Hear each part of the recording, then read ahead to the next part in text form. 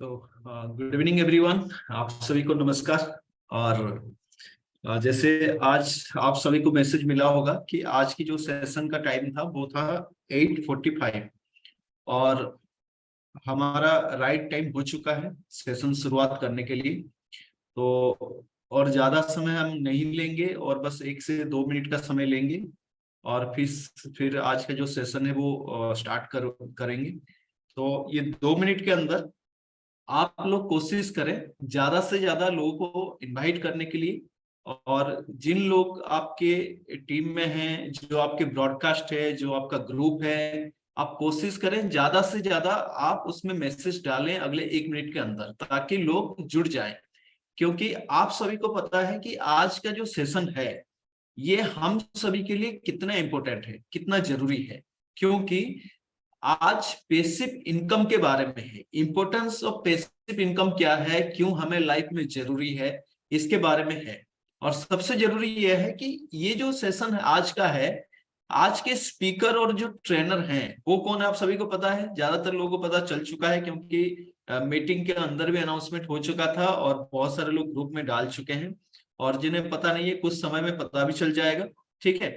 तो इसलिए जो अगले 1 मिनट हमारे पास समय है, क्योंकि आज समय का पाबंदी है, हमारे पास समय कम है।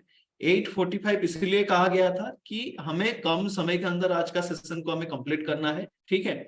तो इसलिए ज्यादा से ज्यादा लोगों को इनवाइट करें और फिर आगे हम सेशन को शुरुआत करते हैं, स्टार्ट करते हैं। तो अगले 1 मिनट हमारे पास समय है। तो मैं जानना चाहूंगा जितने लोग जुड़ चुके हैं यहाँ पे, लगभग 80 लोग जुड़ चुके हैं। और कोशिश करते हैं वही 80 लोग, अगर हम ज्यादा से ज्यादा ग्रुप में मैसेज करें तो फिर हमारा जो नंबर से उसको हम इंक्रीज कर सकते हैं। और ज्यादा समय नहीं है, इसलिए आप कोशिश करें ज्यादा लोग जुड़ें, जल्दी से जल्दी लोग आ जाएं। जो हमारे टीम के जो मेंबर्स हैं, जो टीम के डिस्ट्रीब्यूटर्स हैं, वो जल्दी आ जाएं। तो हम सेशन को फिर शुरू करेंगे।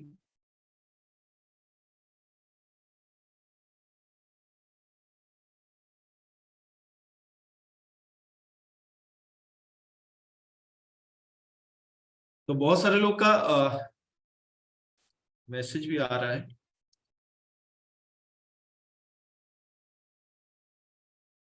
तो क्या आप लोग तैयार हैं सब आज का सेशन को स्टार्ट करने के लिए? एक बार आप चैट बॉक्स में आपका आंसर लिखें।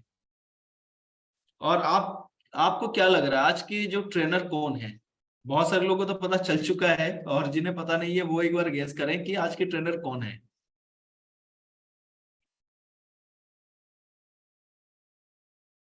Yes yes, Dagar sir, Dagar sir, बहुत सारे लोग का मैसेज आ रहा है डागर सर। देखिए यहाँ पे दार्जिलिंग एडु सिस्टम के अंदर एक चीज बोला गया है कि अगर कोई किसी दिन मिस कर दिया ना तो फिर बहुत बड़ा चीज मिस कर जाएगा। क्योंकि हम जब यहाँ पे सेशन का डिक्लेरेशन करते हैं तो पहले कोई ट्रेनर को प्रमोशन करते नहीं है। तो बहुत सारे लोग, जैसे एक दिन पहले एक सेशन हुआ था जो स्विस रेंज के ऊपर, तो अचानक से डागर सर एंड में आ गए। तो जिन लोगों ने वो अटेंड कर नहीं पाए वो क्या किए, बहुत बड़ा चीज मिस कर दिए, क्योंकि उन्हें पता भी नहीं था कि डागर सर आने वाले हैं। तो आज का भी सेशन में से बहुत सारे लोगों को पता नहीं है कि आज का ट्रेनर कौन है, कौन आने वाले हैं। ठीक है ना। तो इसलिए कोई भी एक भी ट्रेनिंग अगर आप मिस कर देते हैं तो बहुत बड़ा चीज आप मिस कर डालेंगे। ठीक है। तो इसीलिए आज का जो ट्रेनिंग है ये बहुत ही स्पेशल है।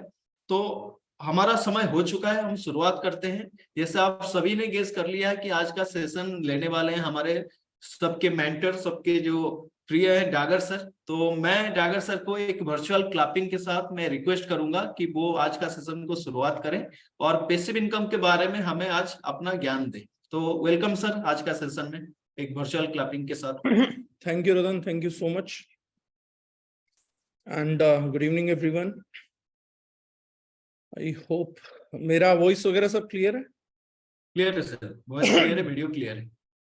चलिए विदाउट वेस्टिंग टाइम इस सेशन को स्टार्ट करते हैं। पैसिव इनकम, और थोड़ा सा जल्दबाजी में, क्योंकि ऐसा नहीं कि डॉक्टर साहब अनाउंस नहीं करते हैं नाम, वो बताते भी नहीं है, कई ट्रेनर्स को भी नहीं पता होता आज उन्हीं का दिन है। तो मैं आज उन्हीं में से एक हूँ कि मुझे मॉर्निंग सेशन में मिला था, तो एक पीपीटी मैंने, कंसेप्ट बहुत इंपॉर्टेंट है, छोटा सा रेडी किया है। और जितने लोग आज हम जुड़ते हैं, एक चीज का गारंटी है, जिसको ये कॉन्सेप्ट खुद के लिए समझ आ गया वो नेटवर्क मार्केटिंग को इंडियन मिडिल क्लास, मैं हमेशा बोलता हूं एक नेटवर्क मार्केटिंग कंपनी को अगर सक्सेसफुल होना है तो उसकी प्रोडक्ट रेंज ऐसी होनी चाहिए जो लो मिडिल क्लास से लेकर अपर मिडिल क्लास तक को और रिच क्लासेस तक को भी क्वालिटी से सेटिस्फाई कर सके। रेट ऐसा होना चाहिए जो मिडिल क्लास से लेकर टॉप कैटेगरी तक अफोर्डेबल हो। लो मिडिल क्लास उसकी अफोर्डेबिलिटी को करने के लिए थोड़ा संघर्ष करेगा, लेकिन एक दिन कामयाब होगा। ऐसी डायरेक्ट सेलिंग कंपनी को कभी रोका नहीं जा सकता, उसकी सुप्रीम ग्रोथ रहेगी। और नेटवर्क मार्केटिंग का जो कॉम्पनसेशन प्लान है या नेटवर्क मार्केटिंग करने की जो क्लास है, ऑडियंस है, टारगेट मार्केट है, वो भारतीय मिडिल क्लास ही है। मेजरली दो हिस्से हैं नेटवर्क मार्केटिंग के, और एक हिस्से पे प्ले करने वाला कभी बड़ी कंपनी, बड़ी एंटरप्राइजेस को बिल्ड नहीं कर सकता। दो हिस्से हैं, एक हिस्सा है नेटवर्क मार्केटिंग में बिजनेस अपॉर्चुनिटी और एक हिस्सा है नेटवर्क मार्केटिंग का प्रोडक्ट। प्रोडक्ट उन हिस्सों में, उन एरियाज में भी मूव कर सकता है जहां पे लोग अपॉर्चुनिटी, इनकम अपॉर्चुनिटी के लिए नहीं देख रहे, लेकिन जो इनकम अपॉर्चुनिटी के लिए देख रहा है वो क्लास है below low middle class. Low middle class बहुत एग्रेसिवली देख रही है, मिडिल क्लास कहीं बीच में सेटिस्फैक्ट्री है, और अपर मिडिल क्लास भी पार्ट टाइम अपॉर्चुनिटीज को बहुत एग्रेसिवली देखता है। इस लिहाज से जब हम कॉम्पनसेशन प्लान बताते हैं, 99.99% नेटवर्क मार्केटर इस रीजन को तो क्लियर करते हैं कि नेटवर्क मार्केटिंग में बहुत ज्यादा पैसा बनाया जा सकता है, या मैं बोलूं कि ऐसा इनफाइनाइट गलत होगा, लेकिन एक अबव एवरेज लाइफ जीने के लिए अगर महीने की 1-2 करोड़ की भी कमाने की सोच है, 3 करोड़ भी कमाने की सोच है, तो वो डायरेक्ट सेलिंग में पॉसिबल जरूर है। दावे तो सब ये करते हैं कि हर कोई कमा सकता है, लेकिन नेटवर्क मार्केटिंग जो है उसमें ये पॉसिबिलिटी 100% है कि आप करोड़, 2 करोड़, 3 करोड़ तक सोच सकते हैं। जबकि सच्चाई ये है कि अगर आप 5 लाख रुपए से ऊपर कुछ भी कमा रहे हैं, you are leading yourself into very good life. Fight हम लोगों की 5 लाख रुपए की स्टार्ट होनी चाहिए, and rest is in gods and कितना हम आगे पहुंचेंगे। पैसिव इनकम इसमें क्या रोल प्ले करती है? ये एक ऐसा एस्पेक्ट है जिसको भारतीय मिडिल क्लास सोचती नहीं है, लेकिन जिसका डिस्कशन अगर हम उन लोगों के साथ जाकर करें, अपने परिवार में बैठ के करें, अपने परिवार के लोगों के साथ करें, और आज मैंने बोला भी था कि जितने भी लोग हैं वो इस मीटिंग को अपनी फैमिली के साथ सुनिएगा। उसका एक कारण है कि हम में से बहुत से लोग ये सोचते हैं कि हमारी फैमिली सपोर्ट नहीं करती नेटवर्क मार्केटिंग को। ऐसा नहीं है। मैंने बहुत लोगों से इस बारे में बात किया है। हमारी फैमिलीज किसी भी बड़े काम को सपोर्ट नहीं करती, क्योंकि हमारी सबकॉन्शियस ये मान के चलती है अगर काम में कमाई का प्रोविजन होगा तो रिस्क का प्रोविजन डायरेक्टली प्रोपोर्शनेट है, वो बढ़ेगा। और 99% लोग रिस्क नहीं लेना चाहते हैं अपने फाइनेंशियल्स के साथ। टाइम के साथ रिस्क लेते हैं, फाइनेंशियल्स के साथ नहीं लेना चाहते। पैसिव इनकम 99% इंडियन परिवार सोचते ही नहीं है इस टॉपिक के बारे में। डायरेक्ट सेलिंग का जो इजाद है भारतीय मिडिल क्लास के लिए या किसी भी कंट्री की मिडिल क्लास के लिए, नेटवर्क मार्केटिंग का अप्रतिम सबसे बड़ा गिफ्ट अगर कोई है हम लोगों को, तो वो पैसिव इनकम है। अगर ये पैसिव इनकम हम समझे तो हमारा नेटवर्क मार्केटिंग के प्रति जो वाय है वो सुपर क्रिस्टल क्लियर हो सकता है, और हमारी काम करने की ऊर्जा बहुत तेजी से बढ़ेगी। और अगर इस चीज का डिस्कशन आप टेबल टू टेबल या सोसाइटी में बैठ के किसी भी बुद्धिमान, इंटेलेक्चुअल, बुद्धिजीवी, पढ़े लिखे व्यक्ति के साथ आप करेंगे, तो ऐसा कोई शख्स नहीं होगा जो नेटवर्क मार्केटिंग को ना करना चाहे। There is no possibility, right? अब इसके लिए जो मैंने छोटा सा पीपीटी जैसा मेरे से एक दिन में बन पाया वो मैंने क्रिएट किया है, which I would love to share with every one of you, and we'll go through that.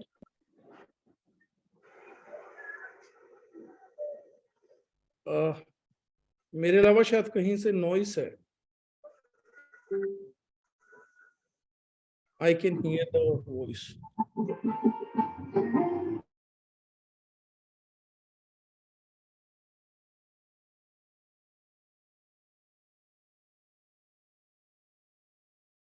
So, share screen दिख रहा है?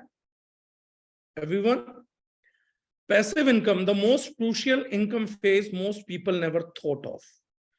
पैसिव इनकम क्या है? इनकम हम सबको पता है, पैसा, पैसे से जुड़ा हर कोई आदमी मोटिवेटेड भी है, कमाना भी चाहता है, लेकिन हम में से 99% लोग पैसिव इनकम को बहुत सीरियसली जानते समझते नहीं है।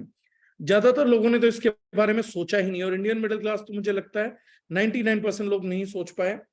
मैं कुछ डिफरेंट डेटा चार्ट्स के साथ और चीजों के साथ आज एक अलग लेवल पे इस चीज को डिस्कस करना चाहूंगा आप लोगों के साथ। First thing is, passive income की थॉट को क्या चीज प्रोवोक करती है, पहले हमें यह समझना चाहिए कि हम लोगों को, हमारे परिवार को पैसिव इनकम को लेके इतनी क्यूरियोसिटी क्यों नहीं है, इतनी जानकारी क्यों नहीं है, उसका रीजन क्या है। Ultimately what is provoking passive income? Passive income का प्रोवोकेशन होता है नेगेटिव थॉट प्रोसेस से। जब तक हम अपनी लाइफ में नेगेटिविटी के चरम को नहीं इमेजिन कर सकते, तब तक हम पैसिव इनकम के लिए सीरियस नहीं हो सकते। हमें अपनी लाइफ के उस ब्लाइंड फोर्ड, उस डार्क एरियाज में जाना पड़ेगा, उन एरियाज को विजिट करना पड़ेगा जहां पे हमारे को प्रोवोक करेगी लाइफ की पैसिव इनकम कितनी जरूरी है। 90% लोग ये समझते हैं कि अगर आपके पास नेगेटिव थॉट प्रोसेस है या कुछ बुरा सोचते हैं तो बुरा को आकर्षित करते हैं, और हम कई बार बहुत गलत सोच पाते हैं। बुरा डिस्कस करना या नेगेटिव सोचना बहुत ज्यादा गलत है अगर सिर्फ नेगेटिव सोचना स्टार्ट करें और नेगेटिव सोच के ही बंद कर दें। लेकिन अगर हम नेगेटिव सोचने के साथ उसके सॉल्यूशन पे वर्क करें, इस थॉट के साथ कभी ना नेगेटिव सोचे कि क्या बुरा है, हमेशा ये सोचे कि कितना बुरा है, एक बार इसका अंत देखते हैं और उसके बाद उसके लिए कोई समाधान ढूंढेंगे। अगर हम इस चीज पे वर्क करने लग जाएं तो उस सिचुएशन के अंदर बहुत बड़ी पॉजिटिविटी भी क्रिएट हो सकती है। लेकिन दुखद यह है कि कुछ लोगों ने चीजों को सिर्फ अच्छे और बुरे में बांट दिया है कि नेगेटिव सोच ही नहीं सकते हैं, बिना उसके नहीं सोचा जा सकता है, ये 100% है। लेकिन मैं कुछ एग्जांपल्स दे रहा हूं जो नेगेटिव थॉट प्रोसेस के कारण जो चीजें इनोवेट हुई। Few innovations with negative mindset. First innovation was parachute. Parachute is a kind of innovation जिसमें एक आदमी ने सोचा, सब आदमियों ने चाहा इंसान हवा में उड़ सकता है, इंसानों ने हवा में उड़ के दिखाया, एरोप्लेन बने, सब एक्साइटेड थे, तालियां मार रहे थे। लेकिन एक आदमी के पास दिमाग में एक सवाल रहा होगा कि अगर ये जहाज गिर गया तो क्या होगा, सब मर जाएंगे, तो इनको बचाया कैसे जा सकता है। सबके मरने की नेगेटिव थॉट पहले दिमाग में आई, उसको बचाने का तरीका बनाया गया parachute. Similarly airbags, tubeless tyres, puncture सोचोगे तभी ट्यूबलेस टायर समझ आएगा, स्पाइसेस, बीमारियां सोचेंगे तो मसाले आए हम लोगों के लिए, टूथपेस्ट, वो दांत खराब होते हैं तब नहीं करी जाती, दांत खराब ना हो इसलिए करी जाता है, ये इमेजिन किया जाता है कि आज नहीं तो कल मेरे को दांतों की बीमारी लग जाएंगी। बुलेट प्रूफ जैकेट, गोली लगी नहीं होती है, गोली लगने के बाद मेरे ऊपर गोली लगेगी, मेरे को हिट किया जाएगा और मुझे उससे बचना, इसके लिए बुलेट प्रूफ जैकेट्स बनाए गए। ये सब नेगेटिव माइंडसेट के साथ थे, लेकिन सॉल्यूशन ड्रिवन नेगेटिव माइंडसेट था। ये प्रॉब्लम ग्लोरीफाइंग नेगेटिव माइंडसेट नहीं था, सॉल्यूशन ड्रिवन माइंडसेट था। Insurance, one of the biggest product of the century, insurance, वो भी नेगेटिव थॉट प्रोसेस के सॉल्यूशन ड्रिवन प्रॉब्लम का ही हिस्सा है। अब पैसिव इनकम की जरूरत इंसान को कहां कहां पड़ती है और हमारे को कहां कहां आएगा, उसके लिए मैं एक छोटा सा डेटा अरेंज करके लाया हूं। सबसे पहले एक सवाल है कि इंसान जिंदा रहेगा तो कुछ बुरे फेजेस से गुजर सकता है। हम उसको वन बाय वन एनालाइज करेंगे। So first question is, how will be arranging money for our needs after 16? जब मैं 60 साल का हो जाऊंगा, आज मैं इनकम कर रहा हूं, बच्चे पाल रहा हूं, सब कर रहा हूं, कल जब मैं 60 साल का हो जाऊंगा तो मेरा क्वेश्चन है कि मैं अपनी नीड्स को कैसे कंप्लीट करूंगा। उससे बड़ा सवाल है कितने लोगों ने ये प्लानिंग भी करी कि यार मुझे 60 साल के बाद अपनी नीड्स को कंप्लीट करने के लिए इनकम चाहिए होगी। एक्सपेंसेस उस टाइम पे ज्यादा होंगे या कम होंगे, ये भी कितने लोगों ने एनालाइज किया है, क्योंकि हेल्थ चैलेंजेस आएंगे। इनकम कहां से, क्या हम इनकम करेंगे, एक्टिव इनकम करेंगे, नौकरी करेंगे 60 के बाद, मोस्टली लोग रिटायर हो जाते हैं, जॉब्स नहीं मिलती, या हम अपना पैसा जो अरेंज करेंगे वो सेविंग से करेंगे। तो हम आज भी 30, 40, 50, 55 कुछ हो रखे होंगे, तो हमें पता होगा कि आज हमारे पास कितनी सेविंग्स है और कितनी सेविंग हम टाइम रहते कर पाएंगे अगर हम करंटली अर्निंग मैकेनिज्म को ही फॉलो करें। और अगर उतने सेविंग से जितनी कर रखी है हमने अगर हमारा काम चल सकता है तो डेफिनेटली हमारे को लगता है तो हमारे को पैसिव इनकम की जरूरत नहीं है। इन्वेस्टमेंट्स, कुछ लोगों ने इन्वेस्ट किया होगा, इन्वेस्टमेंट पे हम लोग खुश रहते कि कुछ इन्वेस्ट कर रखा काम आ जाएगा। एक बार ये निकालिए कि 60 साल से अगर 80 साल तक आपको 20 साल जीवित रहना होगा, मैं मेडिकल बिल आपका मान लेता हूं एवरेज 20,000 आएगा आप पे, आपकी वाइफ पे 40,000 रुपीज मंथ, मकान का किराया 20-25,000, या प्रॉपर्टी अपनी है तो अलग बात है, खाना पीना उस टाइम पे 20-25,000, टोटल 80,000 से 1,00,000 रुपए रिक्वायर्ड होगा हम लोगों को आपने 60s के जाने के बाद। अगर मैं, जो लोग 40s में हैं उनकी अगर मैं बात करूं तो जो 20s में है उनको रिस्पेक्टिवली और ज्यादा जरूरत पड़ेगी।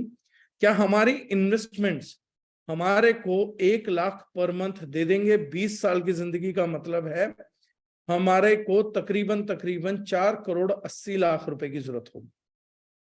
That is we haven't heard of, क्योंकि 20 इंटू 12 लगभग 240 महीने, 240 महीने इंटू 1,00,000, तो हमारा लगभग खर्चा जो आएगा वो 4,80,00,000 रुपए के आजू बाजू रहने की उम्मीद है। हम में से कितने लोगों के पास वो सेविंग्स है? नेक्स्ट इज, जो इन्वेस्टमेंट मैंने अपनी नेक्स्ट जनरेशन पे करी है, मैंने प्लॉट्स नहीं लिए, मैंने कोई और इन्वेस्टमेंट नहीं करी, लेकिन मैंने अपनी नेक्स्ट जनरेशन को ही अपना एसेट माना, अपने बच्चों को ही अपना एसेट माना और उसके ऊपर मैंने इन्वेस्टमेंट किया, एजुकेशन करा उनका, अच्छे लेवल का हायर एजुकेशन के लिए मोटिवेटेड हूं, उन्हें जहां चाहिए वो भेज दूंगा। तो एक उम्मीद है कि ये 1,00,000 रुपए महीना, भले ही मैं सेविंग ना कर पाऊं उस टाइम इनकम नहीं कर पाऊंगा, आज कोई इन्वेस्टमेंट नहीं कर पाऊंगा, लेकिन मेरी उम्मीद यही है कि मेरी फ्यूचर जनरेशन मेरे को उस टाइम पे सपोर्ट करेगी। There is something expect the unexpected. मैंने एक बड़ी स्ट्रॉन्ग लाइन, एक बार हिल स्टेशन पे ड्राइव कर रहा था तो मैंने हिल स्टेशन पे सबसे कड़क लाइन पढ़ा था अपना लाइफ का। उन्होंने कहा था, when you will be taking the next turn, expect the unexpected, this is the only way to drive safe in hills. पहाड़ों पे इसी माइंडसेट के साथ आप सेफ रह सकते हैं, that expect the unexpected. Are we very well planned? अगर हमने नेक्स्ट जनरेशन पे इन्वेस्टमेंट किया है तो ये कुछ डाटा है जो मैं आप लोगों के साथ शेयर करना चाह रहा हूं। ये वेल ड्रिवन डाटा है।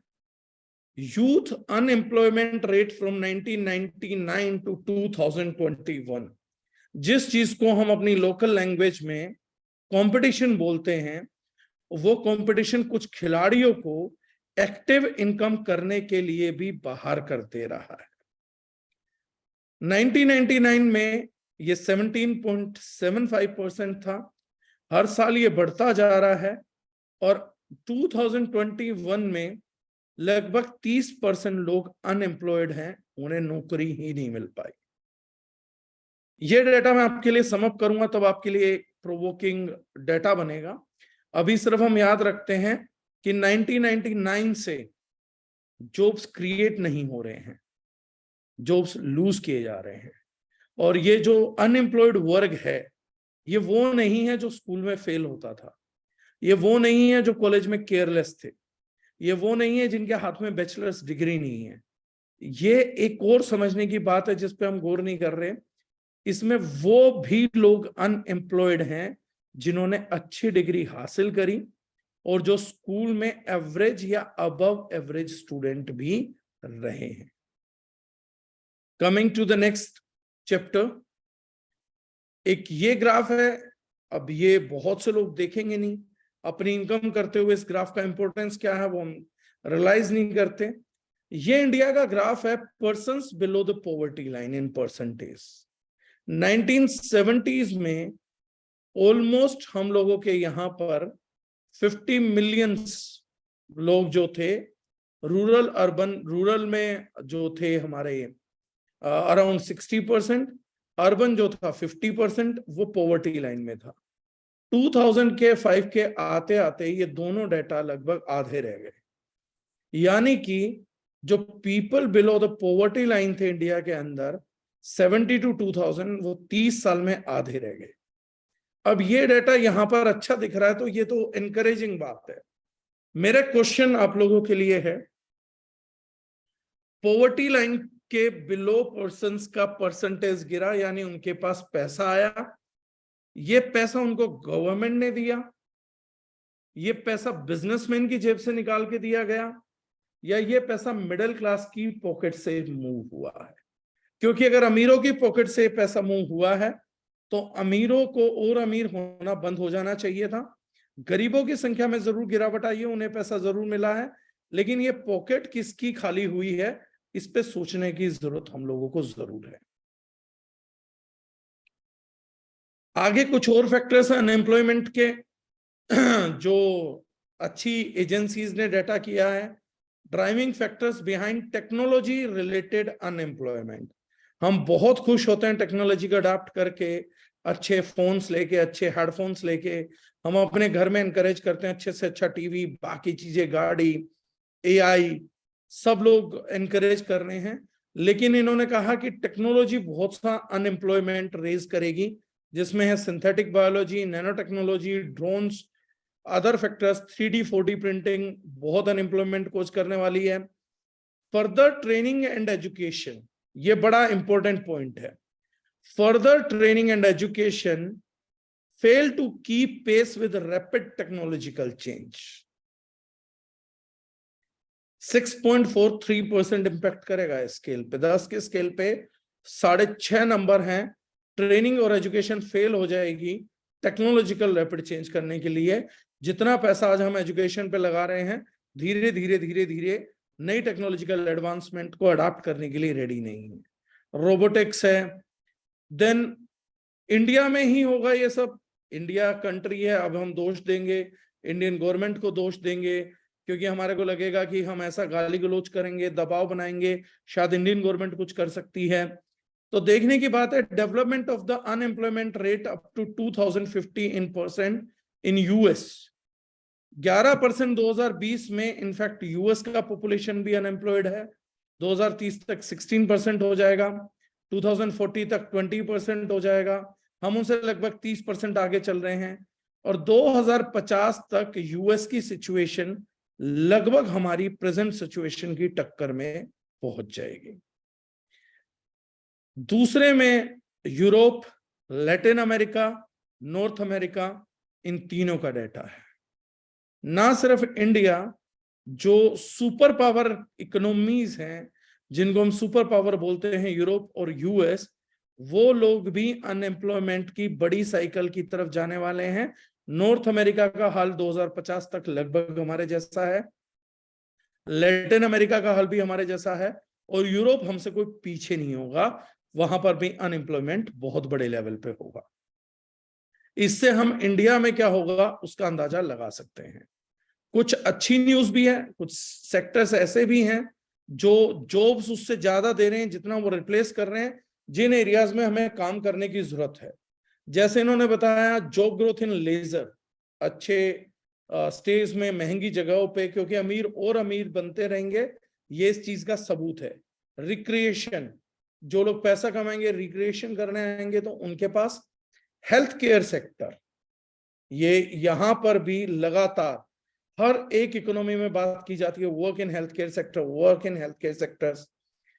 जो सबसे ज्यादा इंपैक्ट करेगा एम्प्लॉयमेंट को अनएम्प्लॉयमेंट के अगेंस्ट में, वो फैक्टर है self employment, freelancing, do it yourself, related support system, incentives and training.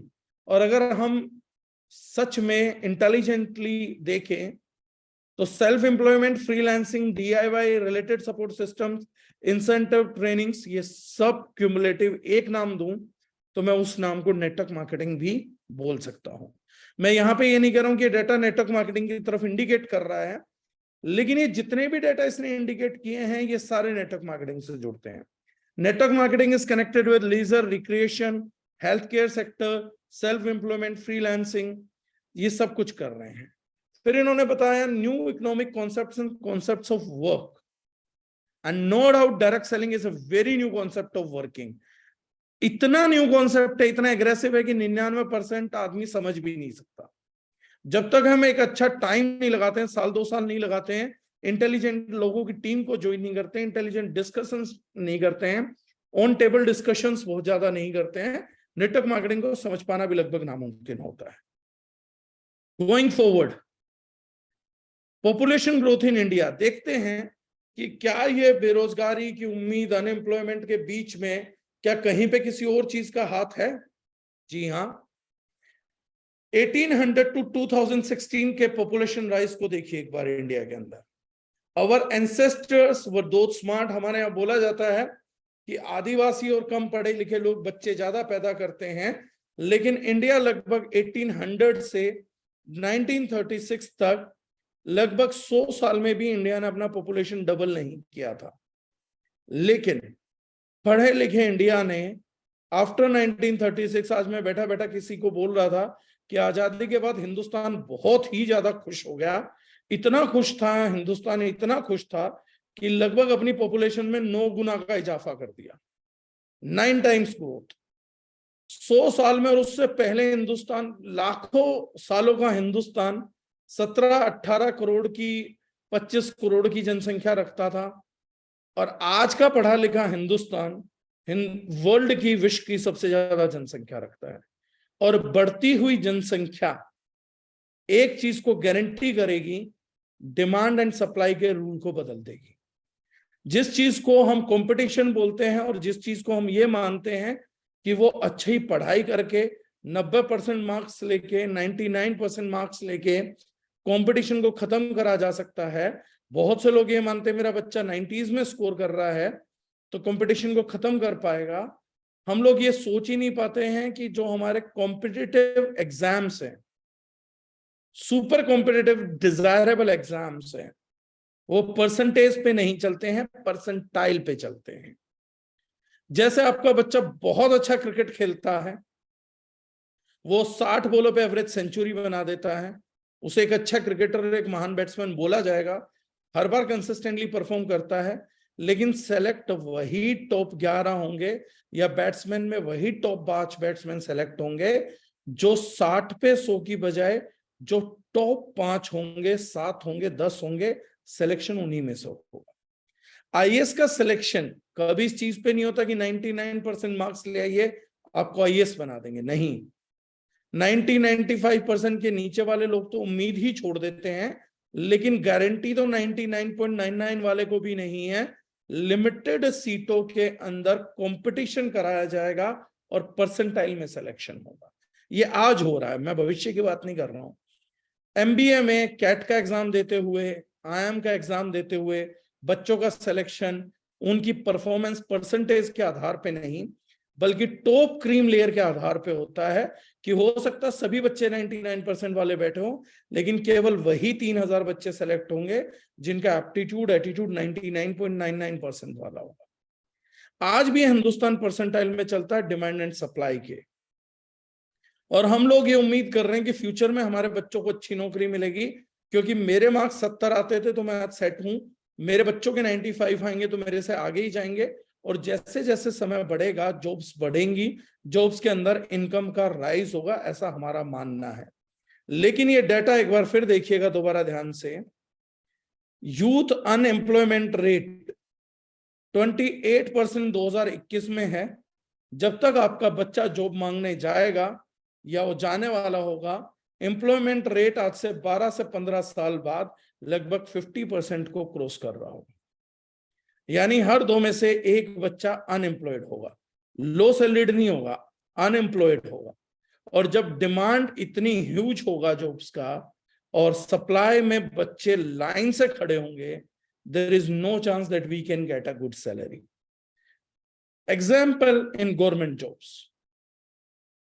1880s में गवर्नमेंट ने पहली बार पेंशन को लागू किया और 2003 मात्र 112 साल 4 पीढ़ियों को पेंशन देने के बाद, पहले गवर्नमेंट अच्छी सैलरी देती थी, उसके ऊपर रिएम्बर्समेंट्स करती थी, कम पढ़े लिखे आदमी को भी नौकरी मिलती थी और उस कम पढ़े लिखे आदमी को यहां तक कि पेंशन भी गवर्नमेंट देती थी, हेल्थ स्ट्रक्चर्स के सब खर्चे गवर्नमेंट उठाती थी।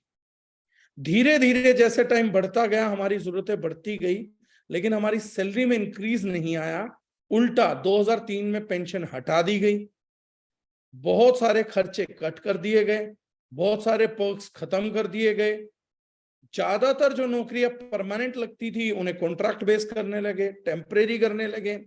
यहां तक कि एक न्यू पॉलिसी अग्निवीर आई जो कि 4 साल के आर्मी टेन्योर को सपोर्ट करती है। गोइंग फॉरवर्ड ये बात हम लोगों को समझ आनी चाहिए अपनी अगली जनरेशन के लिए भी, और जो जनरेशन फाइट कर रही है, अभी आप यंग जनरेशन है, कंपटीशन बहुत ही छोटा शब्द है आने वाले टाइम के लिए। एक डिजास्टर्स फाइट चाहिए होगा एक नौकरी तक को पाने के लिए, और जब डिमांड इतनी ज्यादा होगी, सप्लाई बहुत कम होगी, दाल रोटी पे भी काम करने के लिए लोग मजबूर होंगे। वो आज भी हमारे को देखने में आता है, क्योंकि पॉपुलेशन अभी रुकने वाली नहीं है। मैंने चार्ट इसीलिए दिखाया, ग्रोइंग पॉपुलेशन में इंटेलिजेंट लोग रहेंगे, क्रीम लोग रहेंगे। पहले 90% में स्कोर करने वाले बच्चे आपके टाइम पे पूरे हिंदुस्तान में शायद 10 रहे होंगे, हमारे टाइम पे शायद 10,000 रहे होंगे, लेकिन आज 90% स्कोर करने वाले बच्चों की संख्या भी 10 लाख है। लेकिन आईएएस उस टाइम पे ज्यादा रिक्रूट होते थे, आज कम रिक्रूट हो रहे हैं। उस टाइम पे आईएम से निकलने वाले बच्चों के पैकेज ज्यादा हैंडसम होते थे, आज कम है। ये बात हम लोग देख नहीं पा रहे अपने फ्यूचर के अंदर। एक और शब्द है जो अनएम्प्लॉयमेंट से भी ज्यादा खतरनाक है, जो हमारे फ्यूचर की अवधारणा करेगा, क्योंकि बहुत सारे लोगों के पास डेटा नहीं था, तो इसीलिए मैं इस क्वेश्चन को लेके आया। अनएम्प्लॉयमेंट से बच्चे बच भी गए तो अंडर एम्प्लॉयमेंट से हमारी नेक्स्ट जनरेशन नहीं बचेगी। करंट जनरेशन जो अभी 20s में है, ये भी अंडर एम्प्लॉयमेंट से नहीं बचेगी, और जो हमारी जनरेशन अभी 50 में है, वो भी अंडर एम्प्लॉयमेंट के सर्कल से गुजर रहे हैं। ये नया शब्द क्या है? According to a study, 40% working people can't find a steady job. Hindustan में आज भी 40% लोग जो काम कर रहे हैं, जॉब कर रहे हैं, उनके पास एक स्टेडी जॉब नहीं है। That is under employment. India's job crisis is more serious than it seems. BBC channel ये ऑलरेडी रिपोर्ट किया जा चुका है। फ्यूचर आज से 10-12 साल बाद या तो अनएम्प्लॉयमेंट है या अंडर एम्प्लॉयमेंट है। गुड एम्प्लॉयमेंट रेयरेस्ट रहेगा। How many people are getting pensions in India right now? चलिए, ये एक एनालाइजेशन हुआ कि मेरी नेक्स्ट जनरेशन पे मैं लोड डालना चाह रहा हूं।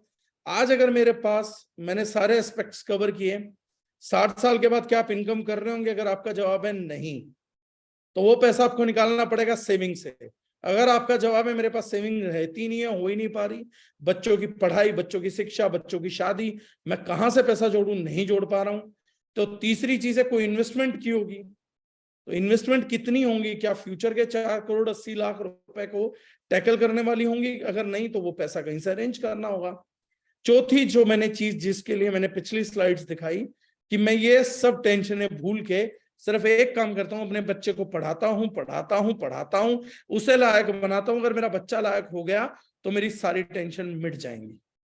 सबसे पहली बात, अगर आपका बच्चा लायक हो भी जाए तो उसे अपने बच्चे को पालने के लिए, अपनी बीवी को पालने के लिए, अपने घर को और खुद को पालने के लिए, उसके अलावा भी अगले 20 साल में 5 करोड़ रुपए की जरूरत पड़ेगी, which is an extra factor.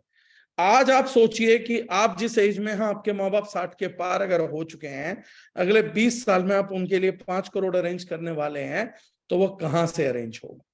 No doubt India is going in debts at a very bad rate.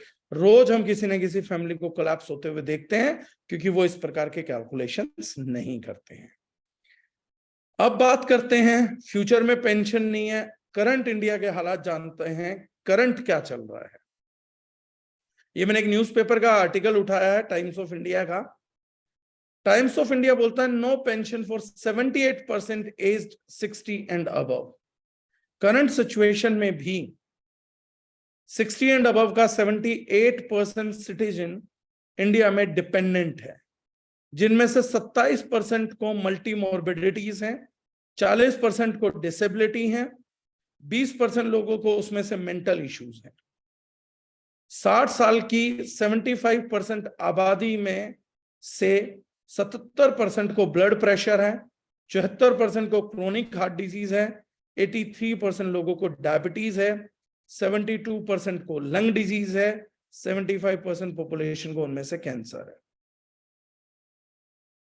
50% elderly लोगों का उनमें से स्ट्रोक या बोन और जॉइंट डिजीज का ट्रीटमेंट चल रहा है। न्यूरोलॉजिकल साइकेट्रिक डिजीज 41% लोगों का ट्रीटमेंट चल रहा है। This is current situation of our country. So 60 साल के बाद अगर मैं इनमें से एक व्यक्ति हूं तो from where I arrange the money, that's a big question. Going forward, अब बात करते हैं इस मुद्दे पे। बिफोर आई गो फॉरवर्ड, एक बार इस चीज पे हम लोग चर्चा करते हैं। अगर हम 60 साल के हो गए तो मैं दोबारा रिपीट कर रहा हूं, इस चीज को आज हमारे को इस प्रेजेंटेशन में सोचने की जरूरत है। सेविंग्स मेरे पास होंगी नहीं, इनकम होगा नहीं, उस टाइम पे खर्चे बहुत ज्यादा बढ़ चुके होंगे, मेरे को अपनी नेक्स्ट जनरेशन पे डिपेंड होना पड़ेगा, और नेक्स्ट जनरेशन को लगभग माँ बाप का मिला के, दोनों का मिला के लगभग ₹1,00,000 महीने का खर्चा मिनिमम उठाना पड़ेगा, जो कि 2.5 करोड़ से लेके 5 करोड़ हो सकता है अगर अगले 20 साल हम जीवित रहें। फर्स्ट क्वेश्चन हम मेरा आप लोगों से, do we really want to be a baggage for our next generation? हमारे पास दो चॉइस है, या तो हम 60 के हों ही ना, या अगर हम 60 के हो जाएं तो क्या हम अपने बच्चों पे बोझ बनना चाहते हैं? क्योंकि या तो हम सेविंग्स करें या इन्वेस्टमेंट्स करें, या फिर हम कोई पैसिव इनकम का सोर्स खड़ा करें। जब मैं इनकम करने की स्थिति में ना भी रहूं, मुझे इनकम आती रहनी चाहिए।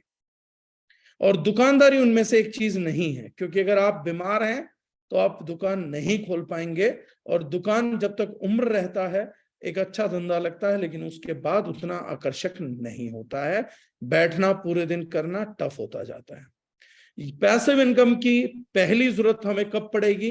ये फर्स्ट क्लोज कंप्लीट हुआ। Think yourself in your 60s, your 70s। आप अपने आप को, अपनी बीवी को 60 साल के बाद इमेजिन करें, अपने आप को क्वेश्चन करें कि क्या हमें पैसिव इनकम की जरूरत है या नहीं है। That's first side for passive income. Going forward, second, अगर हम 60 के नहीं हो पाते, case number 2, age wise death हुआ है, हार्ट अटैक। ये एक इंटरेस्टिंग स्लाइड है, आप लोग ध्यान दीजिएगा। ये मैंने डाटा निकाला है, death due to heart attack in India. ये डाटा लगभग हर साल इंडिया में 1 करोड़ लोगों की मौत होती है, देयर आर 1 करोड़ मोर्टेलिटी। मैं उसका डाटा निकालने की पूरी कोशिश कर रहा था, टाइम कम था, कभी निकालूंगा एक्सीडेंट और हार्ट अटैक का, कैंसर का निकाल पाया, तो मैंने हार्ट अटैक का आप लोगों को दिखाया। एक इंटरेस्टिंग फैक्टर पे मैं आप लोगों का ध्यान लेके जाना चाहूंगा। 2017 में इंटरेस्टिंग डाटा है बॉस, सब लोग ध्यान से देखिएगा, हेल्थ केयर के सेक्टर से भी और पैसिव इनकम के सेक्टर से भी। 2017 में लगभग 23,246 मौत हुई हैं डाटा में, जो है ये इन टर्म्स ऑफ कुछ थाउजेंड से, मतलब 23,246 समवेयर अराउंड 23 लाख मौत है, उसका ये छोटे में डाइसेक्शन है। बिलो 14 ईयर्स 74 डेथ्स थे, 14 साल से नीचे भी 74 डेथ थी। 14 to 18 ईयर्स के लोगों की हार्ट अटैक से 122 डेथ थी। 18 से 30 साल में 2000 डेथ थी। 30 से 45 साल में 6700 डेथ्स थे। 45-60 में 9000 डेथ्स थी। 60 एंड अबव में 5000 डेथ्स थे। 2021 में 28,449 केस का डेटा लिया जाएगा, तो उसमें से 6,000 मौत लगभग 60 साल से ऊपर के लोगों की हुई, 11,190 मौत 45 से 60 साल, 30 से 45 साल 8,544, 18 से 30 साल 2,541, 14 से 18 साल 124। मैं लगभग रफली 28,000 मौत अगर मान लूं, तो 30 से लेके 60 साल, मैंने कहा था 60 साल पूरे कर गए तो एक अलग बैगेज है, 30 से लेके 60 साल में या 18 से लेके अगर 60 साल में मैं बात करूं, 80% death happening between 18 to 60 years। 80%। Hindustan की 1 करोड़ मौतों में से 80 लाख लोगों की जो मरने की संख्या है लगभग, वो उनकी उम्र 18 से 60 साल रहती है, जिसमें से लगभग 60% मौत 45 से पहले हो जाती। तो 18 से 45 में हर साल 60 लाख लोग मरते हैं इस देश के अंदर। Today ask yourself a question कि आज हम अपने बच्चे को कल कुछ भी बनाना चाहते होंगे, हमारा बच्चा पढ़ाई में बहुत अच्छा होगा, ये सेकंड सेगमेंटेशन है जहां पे रुकना चाहता हूं मैं। फर्स्ट सेगमेंटेशन था मैं 60 साल के बाद अपने परिवार पे बैगेज ना बनूं, मुझे पैसिव इनकम चाहिए होगी। सेकंड सेगमेंट, आज अगर मेरी उम्र अभी 45 नहीं हुई है, मेरे बच्चे स्कूल के अंदर हैं, या मैं 60 साल का नहीं हुआ हूं, मेरे बच्चे स्कूल के अंदर हैं, मुझे एक चीज पता रहनी चाहिए, हर साल हिंदुस्तान में 1 करोड़ मौत होती हैं, 25,000 मौत पर डे होती हैं, 7.5 लाख मौत पर महीना हो रही हैं। यानी मेरे को पिछले महीने में मेरे जैसे लगभग 7.5 लाख लोगों में से 60%, 5 लाख टिपिकल मेरे जैसे फेस के आदमियों की डेथ हुई है। Reason could be heart attack, reason could be cancer, reason could be accident, reason could be anything. मेरे जैसे बिल्कुल जिन पे वही रिस्पॉन्सिबिलिटी थी, जिनका वही लाइफस्टाइल था, जिनका वही खाना पीना था, 5 लाख लोगों की मृत्यु पिछले महीने हुई है। मैं उन 5 लाख लोगों में नहीं था लकीली। पिछले 1 साल में मेरे जैसे 60 लाख लोगों की मृत्यु हुई है, मैं उनमें नहीं था लकीली। लेकिन ईश्वर ना करे, 60 लाख बहुत बड़ा डेटा है हर साल। अगर इस साल किसी भी दिन उन 60 लाख लोगों में मेरे नाम की पर्ची हुई, मेरे नाम का डेटा आ गया, जस्ट थिंक ऑफ योरसेल्फ कि आपके उस बच्चे को आप 1 साल के बाद कहां देखते हैं, आप अपने परिवार को 1 साल के बाद कहां पर देखते हैं, उनको आप कहां पर विजुअलाइज कर पा रहे हैं। अगर वो परिवार आपको अगले 5 साल 10 साल दिख रहा है कि नहीं मेरे बच्चे की एजुकेशन पूरी हो जाएगी, वाइफ का सब ठीक चलेगा, घर बार चल जाएगा, किस्तों की कोई दिक्कत नहीं है, तो definitely you don't need a passive income. लेकिन अगर आपको वो खतरा दिख रहा है कि यार आज अगर मुझे कुछ हो गया तो मेरे बच्चों का स्कूल छूट सकता है, वो इनकम के लिए मजबूर हो सकते हैं, तो definitely we require passive income.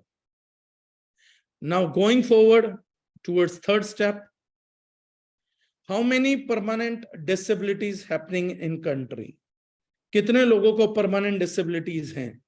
मैंने डेटा निकाला, लगभग हिंदुस्तान में इस समय पे 8 करोड़ लोग परमानेंटली डिसेबल हैं, जिनमें से 4 करोड़ लोग लगभग 25 से लेके 50 साल की एज में आते हैं। यानी जब उन्हें इनकम की जरूरत है तो they are suffering from permanent disability.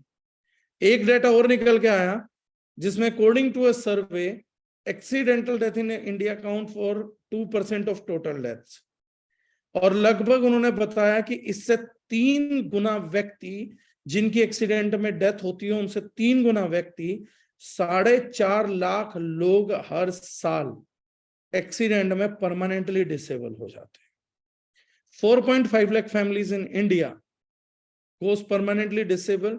इनको इंश्योरेंस क्लेम्स भी नहीं मिल पाता, मेडिकल बिल्स बहुत ह्यूज हो जाते हैं, आदमी जिंदा लाश बन के घर पे रहता है, दवाइयों का खर्चा बढ़ जाएगा, एक परिवार का ह्यूमन एंगेजमेंट बढ़ जाएगी और आगे वही जिंदगी चलने को मजबूर हो जाएगी। अगर हमें ये लगता है कि ईश्वर ना करे कल को हमारा एक्सीडेंट हुआ, डेथ ना हो और ये परमानेंट डिसेबिलिटी मेरे साथ हो गई, तो मेरे को मौके पे किस किस इनकम की जरूरत पड़ेगी, और जिंदा रहा तो उसके बाद अगले जिंदगी में 40 साल मेरे को जरूरत होगी, उसका पैसा कहां से आएगा, अगर उसका कोई सोर्स रेडी है तो बहुत सही है, otherwise we require passive income for sure. Going next, how many chronic diseases in society? Medical debt a major cause of poverty in India. एक न्यूज है कि मेडिकल डेट्स, भैया बीमार हुए, खर्चा उठा नहीं पाए, उसकी वजह से लेने वाला कर्जा गरीबी का प्रमुख कारण है। कितने लोगों की गरीबी का प्रमुख कारण है? लगभग 5,50,00,000 इंडियन हर साल गरीब होते जा रहे हैं because of patient care cost as per the public health foundation of India. अगर भारत की मिडिल क्लास जनसंख्या आबादी 60 करोड़ लगाई जाए तो अगले 12 साल में ये नंबर हमारा भी स्ट्राइक कर सकता है। ये भी एक डेटा है।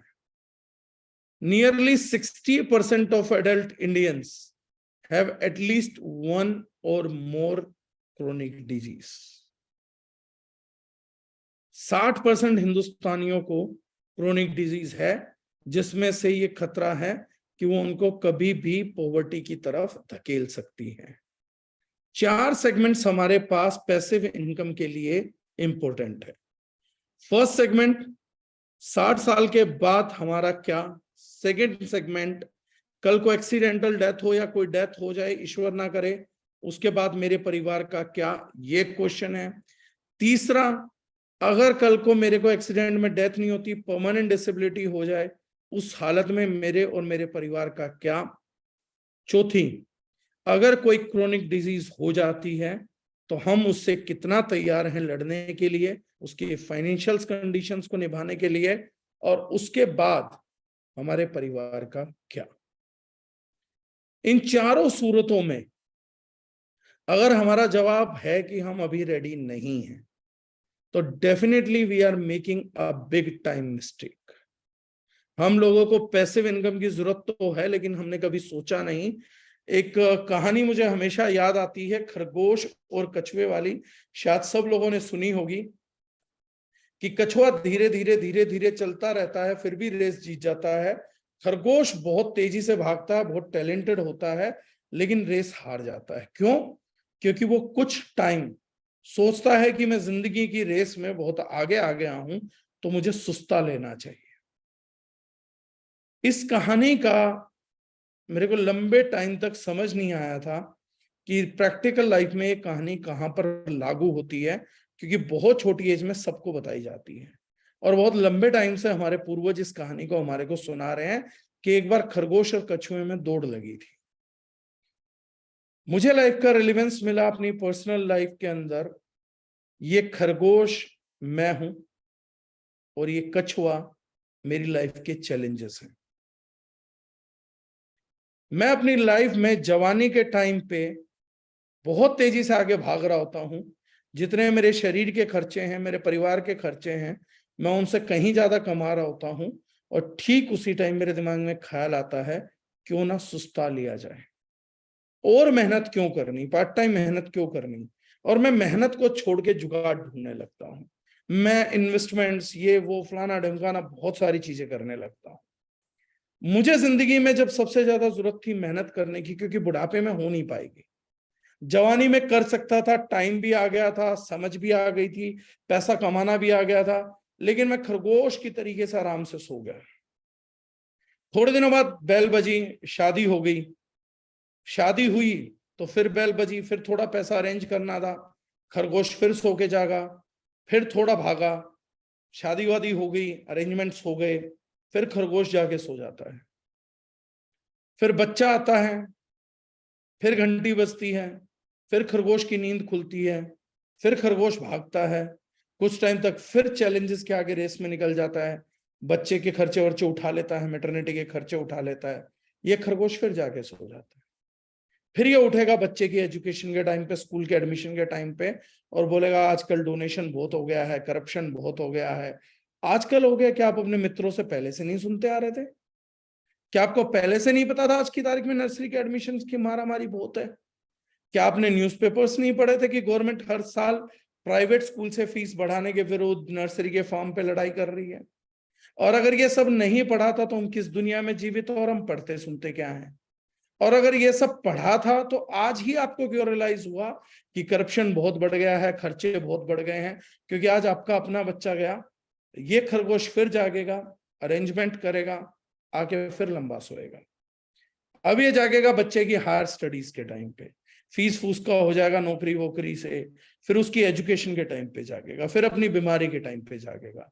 लेकिन ये जो कछुआ है ना चैलेंजेस नाम का, ये कभी नहीं रुकता, ये बस टाइम के साथ बढ़ता जाता है। अब बीवी के खर्चे उठाओ, फिर बच्चों के उठाओ, फिर उनकी एजुकेशन का उठाओ, फिर हायर एजुकेशन का खर्चा उठाओ, फिर उसके बाद उन बच्चों की एजुकेशन के बाद मैरिज के खर्चे उठाओ, उसके बाद अपनी हेल्थ के खर्चे उठाइए। ये सब खरगोश को पता है कि ये रेस दौड़नी है।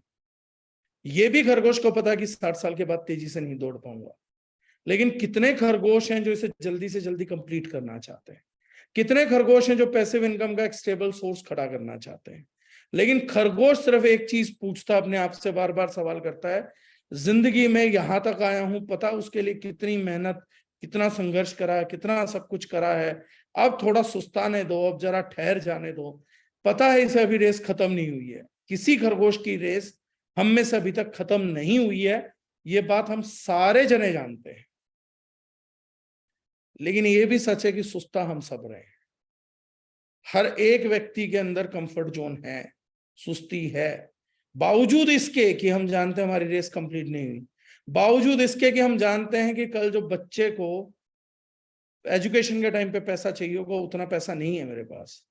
99% लोग अपने बच्चों की नेक्स्ट जनरेशन पे, अपनी जनरेशन पे, अपने बच्चों पे अपने 60 साल का बुढ़ापा छोड़ के बैठे हैं। अगर आपको बेहद अच्छा बुढ़ापा चाहिए तो आपके बच्चे को बेहद अच्छा परफॉर्म करना पड़ेगा। मेरे 2-3 क्वेश्चन आप लोगों से हैं, अगर आपको पैसिव इनकम का वैल्यू समझ आए तो। पहली चीज, जिस नेक्स्ट जनरेशन के दम पे हम अपने बुढ़ापे को सुधारना चाह रहे हैं, वो बच्चा क्या दुनिया के या एजुकेशन के सबसे बेहतरीन मंदिर में सबसे बढ़िया एजुकेशन ले रहा है, या वो एजुकेशन ले रहा है जो आप उसके लिए अफोर्ड कर पा रहे हैं? First question. अगर वो बच्चा वहां एजुकेट हो रहा है जो आप अफोर्ड कर पा रहे हैं, तो वो गैप कभी जिंदगी में नहीं भर पाएगा जहां उसको एजुकेट होना चाहिए था। हम उससे बेस्ट की उम्मीद कर रहे हैं लेकिन खुद अपना बेस्ट बच्चे को नहीं दे रहे। सेकंड चीज, आपके बच्चे को 60 साल के बाद ढोना होगा तो जरूरी है घर में मेडिकल चैलेंजेस आपको हो, उसको ना हो, लेकिन उसकी 30-40 साल की उम्र में हेल्थ बनी रहे, इसके लिए क्या वो बच्चा वो खाना खा रहा है जो उसको खाना चाहिए, या वो खाना खा रहा है जो उस बच्चे के लिए आप अफोर्ड कर सकते हैं? तीसरा क्वेश्चन मेरा आपसे है, सब कहानियां सुना देते हैं अपने परिवार में, अपने बच्चों को भी सुनाएंगे, हम सब सुनाते हैं कि एक सड़े सेब ने पूरी सेब की टोकरी खराब कर दी थी, एक गंदी मछली पूरे तालाब को गंदा कर देती है, संगत का असर।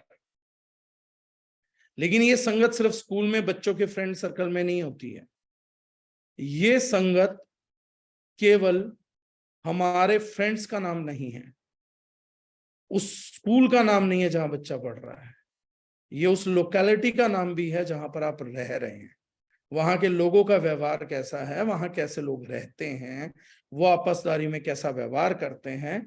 तीसरा क्वेश्चन मेरा आपसे ये है, क्या आप उस बच्चे को ग्रो करने के लिए सबसे सुटेबल संगत में रहने वाली कॉलोनी में रख रहे हैं, या उस जगह रखा हुआ है जहां आप अफोर्ड कर सकते हैं? ये मेरे कुछ क्वेश्चंस हैं जो आपको खुद से पूछने चाहिए। ये मेरा किसी पे कटाक्ष नहीं है, मैं हूं भी कोई नहीं कटाक्ष करने वाला, लेकिन एक सोचने का तरीका है कि कहां मैं उम्मीद कर रहा हूं कि मेरा बच्चा मेरे लिए 60 साल के बाद सबसे बढ़िया करेगा, लेकिन क्या मैंने अपने आप को कभी ये क्वेश्चन किया कि वो मेरे लिए 60 के बाद सबसे बढ़िया करे, इसके लिए मैंने अपने 40 में क्या उसके लिए सबसे बढ़िया किया था? क्या उसको सबसे बढ़िया स्कूल में पढ़ाया था? क्या उसको सबसे अच्छा खाना खाने को दिया था? क्या सबसे अच्छी लोकेलिटी में रहने का उसका इंतजाम किया था? या मैं वो खरगोश था जो सो रहा था, मैं अपनी कंफर्ट जोन में, बस थोड़ा कर लिया, इतना हो गया, अपनी मेहनत के गुणगान गाते रहे। हम 30 साल हो गए मेहनत करते हुए, 40 साल हो गए, 45 साल हो गए, कब तक जिंदगी में मेहनत करें, कब तक रोज प्लान दें। नेटवर्क मार्केटिंग में कमियां ढूंढती, सरकार में कमियां ढूंढती, सब चीजों में कमियां ढूंढती। देखिए सरकार बहुत बेकार है, नेटवर्क मार्केटिंग बहुत खराब व्यवसाय होगा, बाकी चीजों में भी बहुत गंदगियां, बहुत बुराइयां हैं, जॉब्स में भी कमी है, बॉस में भी कमी है, कंपनी में भी कमी है। सरकार आपके लिए जिम्मेदार है, नेटवर्क मार्केटिंग आपके लिए जिम्मेदार है, कंपनी आपके लिए जिम्मेदार है, अपलाइन आपके लिए जिम्मेदार है। लेकिन मुझे एक बात बताइए, आप खुद से पैदा किए गए बच्चों के लिए जिम्मेदार हैं?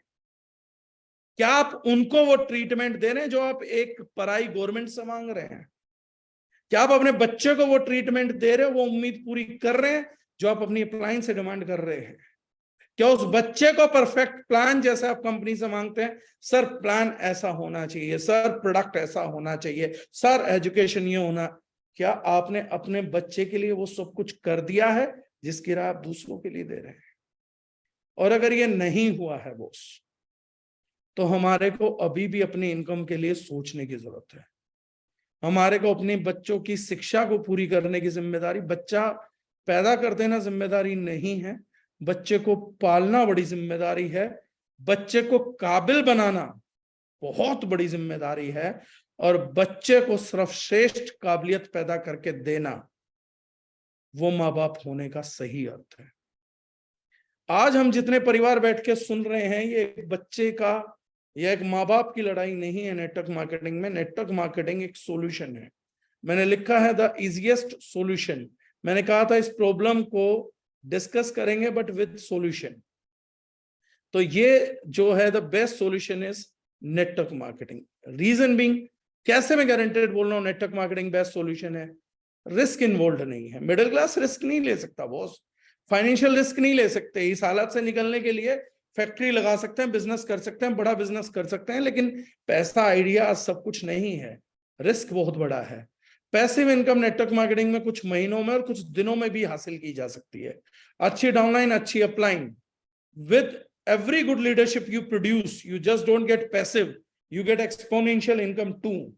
जो मैंने कहा कि सिर्फ पैसिव इनकम नहीं, अगर हम सही से नेटवर्क मार्केटिंग करेंगे तो 10 जगह काम ना करके एक ही जगह से पैसिव इनकम भी मिल जाएगी, एक्सपोनेंशियल इनकम भी मिल जाएगी। और अगर मैंने 5-10 लोग ज्वाइन किए तो पैसिव इनकम तो उसी के साथ आ जाती है। तो सबसे बड़ा इंपॉर्टेंट क्वेश्चन नेटवर्क मार्केटिंग समझाते हुए, हम लोगों का ये नहीं है कि कॉम्पनसेशन बहुत अट्रैक्टिव है, ये बहुत बढ़िया है, इसको करने से ऐसा हो जाएगा। सबसे पहले आप लोगों को ये समझाइए कि एक आम व्यक्ति को नेटवर्क मार्केटिंग की जरूरत, सही नेटवर्क मार्केटिंग की जरूरत क्यों है? क्यों नेटवर्क मार्केटिंग एक चॉइस ना होके, एक इच्छा ना होके, एक मजबूरी है? हम लोग सोना चाहते हैं, सो सकते हैं, हम लोग खरगोश की भांति रिलैक्स करना चाहते हैं, कर सकते हैं। सब लोगों ने बहुत मेहनत करी है, मैंने भी करी है, शायद डॉक्टर साहब ने भी करी है, और रतन ने भी करी है। आप जितने लोग इस मीटिंग में हैं, सब लोग अपने आप से प्रश्न करिए, क्या किसी भी एक व्यक्ति जो यहाँ बैठा हुआ है, आप अपने अलावा यहाँ किसी एक को क्वेश्चन करके देखिए पूरे दिल से कि मेरे जितनी मेहनत यहाँ किसी ने नहीं करी। आपको इमिडिएटली रिवर्ट आएगा चैट पे, हिम्मत ही नहीं पड़ेगी हमारी, क्योंकि यहाँ एक से एक आदमी ने एक से एक कष्ट झेला है, एक से एक मेहनत करी, एक से एक बुरे हालात में खुद को प्रूव किया है, बहुत बुरे हालातों में रहा होगा। कोई ऐसा आदमी नहीं जिसने स्ट्रगल ना करा हो। लेकिन ये कछुए वाली थॉट हम लोगों को जीतने नहीं देगी। ये कछुए वाली थॉट की हम रिलैक्स करें, वो स्टोरी बेकार मत जाने दीजिए प्लीज। अपनी जिंदगी के इस चैलेंज कछुए को समझिए। और ये जो हम जरा जरा सा सुस्ता रहे हैं ना, ये बहुत लंबी बातचीत नहीं है कि एक दिन वो कछुआ रेस हमसे जीत जाएगा, और जिस दिन इस खरगोश की आंख खुलेगी उस दिन ये खरगोश देखेगा कि मेरे पल्ले कुछ बचा नहीं है। 90% लोग नेटवर्क खड़ा करने के बाद भी सुस्ताने लगते हैं, और मैंने 10,000, 20,000, लाख लोगों की टीम को भी डिस्ट्रॉय होते हुए देखा। इसलिए नहीं कि एक आदमी सुस्ता रहा था, इसलिए कि नजरिया सुस्ताने का पैदा हुआ, पूरी टीम में, कल्चर में पैदा हुआ। लीडरशिप बहुत आसान है समझा जाए, और बहुत कठिन है अगर पूरी जिंदगी ना समझ आए। तो पैसिव इनकम का मैंने कुछ पॉइंट्स ऑनलाइन कवर करने की कोशिश करी है। 4 सिचुएशंस में पैसिव इनकम हर आदमी के लिए महत्वपूर्ण है। 60 साल का हो जाने के बाद जब इनकम ना हो तो पैसिव इनकम की याद आएगी, सपना बन जाएगा।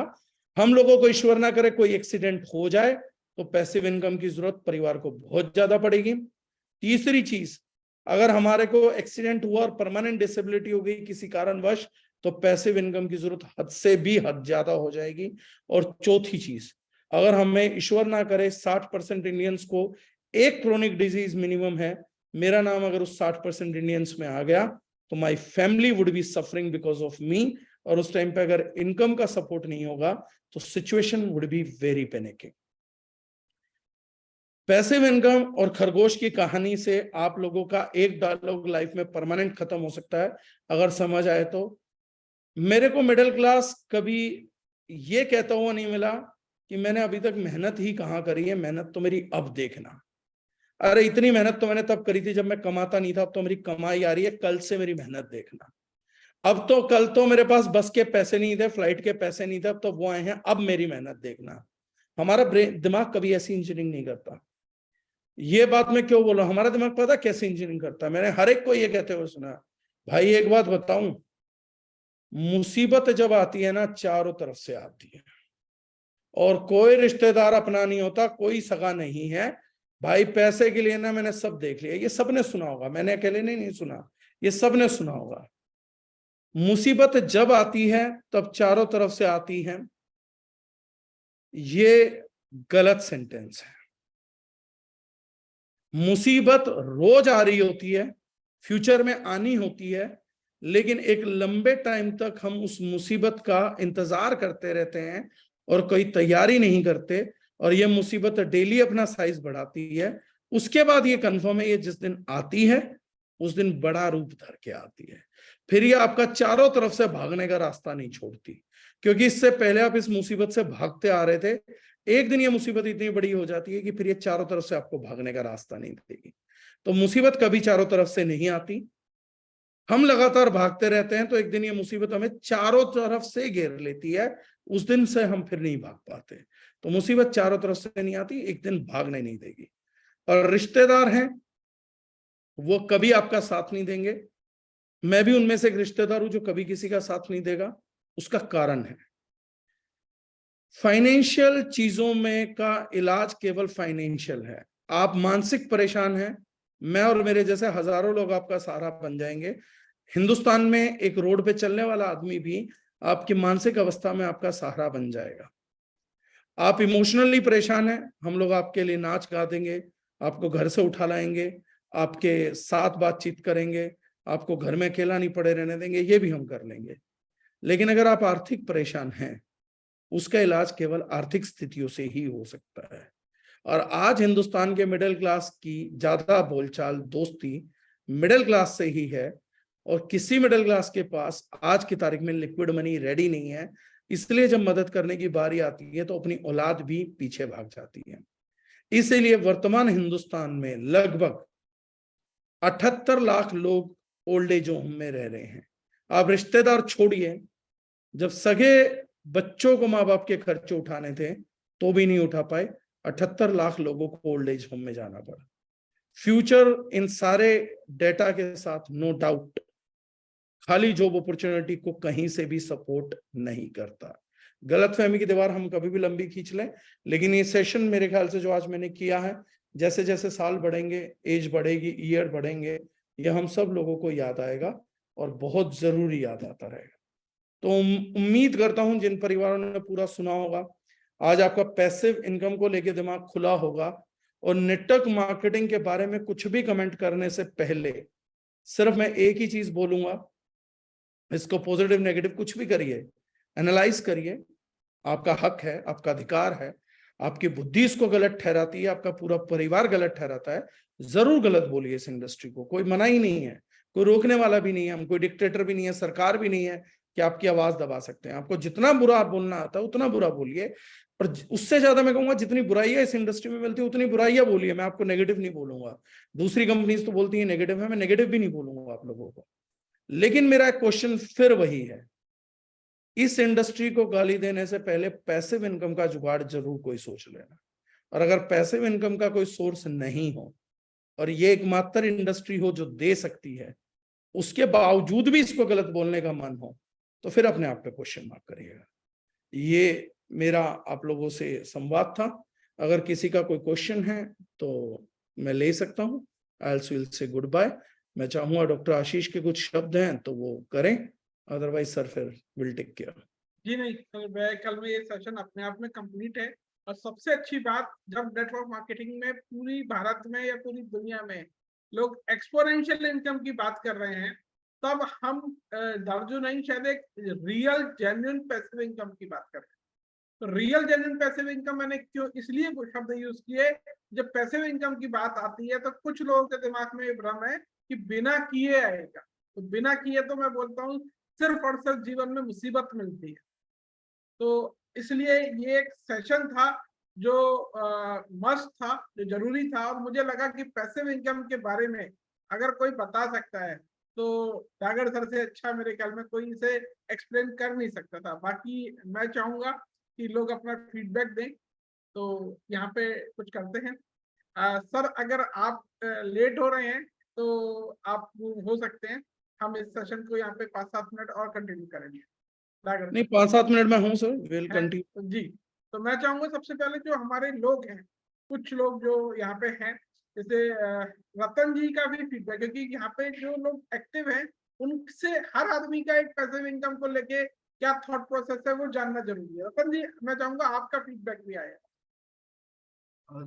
सर फीडबैक की बात यही है कि जैसे इस इंडस्ट्री में जब हमने पहले आया तो नाम तो पैसिव इनकम था, लेकिन दिखाया गया लाइफस्टाइल कि कार खरीद लो या फॉरेन ट्रिप घूम लो, घर बना लो। मतलब जो लाइबिलिटीज है ना, लाइबिलिटीज को ही एक तरह से वो लोग मतलब हमारे माइंड में वो कॉन्सेप्ट डाल दिए कि यही पैसिव इनकम है।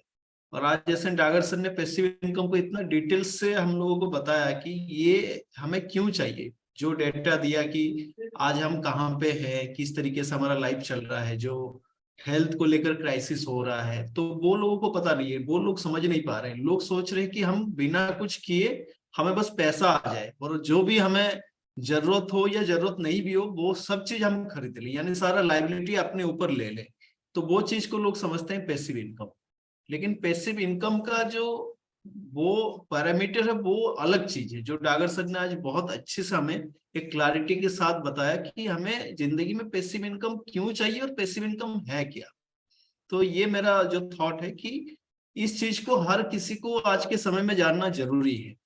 हर इंसान को ये नॉलेज मिलना जरूरी है ताकि वो फाइनेंशियली एक अच्छे से अपने लाइफ में मैनेजमेंट कर पाए और जो आने वाला 20 साल 40 साल या 50 साल अपनी जिंदगी जिए वो एक प्रॉपरली प्लानिंग को लेके वो जी पाए। नहीं तो आने वाला समय में बहुत बड़ा क्राइसिस हो सकता है फाइनेंशियली उसके लाइफ में। तो यही है सर मेरे तरफ से। Thank you Ratan ji.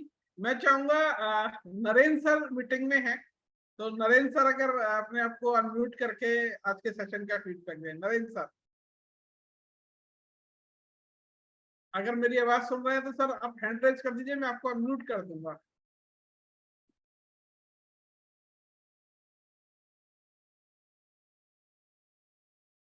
Sir आप को-होस्ट हैं, आप अपने आप को अनम्यूट कर सकते हैं नरेंद्र सर। अनम्यूट तो मैं कर लिया हूँ, लेकिन मैं अभी जिस जगह पे हूँ वहाँ पे कैमरा से दिखेगा नहीं, अंधेरा है यहाँ पे।